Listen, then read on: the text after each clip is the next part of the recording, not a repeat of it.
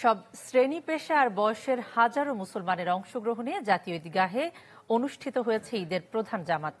ত্যাগের আহ্বান এবং আনন্দের বার্তা আনা এই ঈদের জামাতে রাষ্ট্রপতি, প্রধান বিচারপতি, রাজনৈতিক নেতৃবৃন্দ এবং বিভিন্ন দেশের কূটনীতিকরাও অংশ নেন।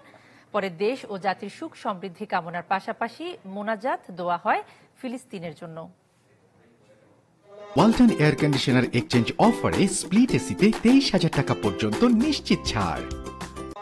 ধনী নির্ধন সবার জীবনে সুখ আর আনন্দের বার্তা আনার সবচেয়ে বড় উপলক্ষ ঈদ।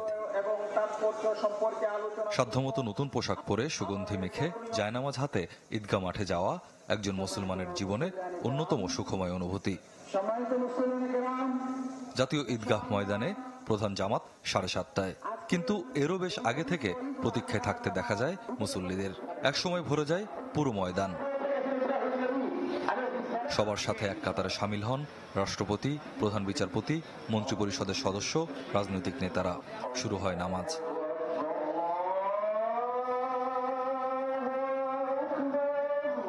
ইমামতি করেন বায়তুল মোকাররম মসজিদের খতিব মাওলানা রুহুল আমিন।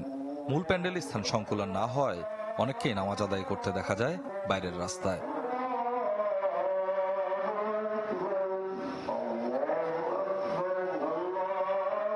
নামাজ শেষে মুসলিম উম্মাহ তো বটেই, দেশের শান্তি ও সমৃদ্ধি কামনায় হয় মোনাজাত। কোলাকুলি করেন মুসল্লিরা, বলেন ঈদুল আজহায় মনের কলুষতা কোরবানি দিয়ে ভ্রাতৃত্বের বন্ধনে মিলিত হওয়ার শিক্ষা সাথে থাকুক নিত্যদিন। নিজের ব্যক্তি, পরিবার, সমাজ, রাষ্ট্রের জন্য দোয়া করছি।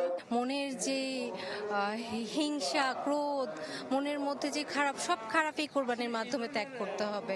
ত্যাগের যে শিক্ষা, এটা যেন আমার ছেলেমেয়েরা গ্রহণ করে। ইহকাল পরকালে যেমন আল্লাহ মাফ করতে পারে, আল্লাহ সবাই আমার দেশবাসীর ভালো রাখুক। আল্লাহর কাছে আমি সুন্দর লেখাপড়া চাইছি।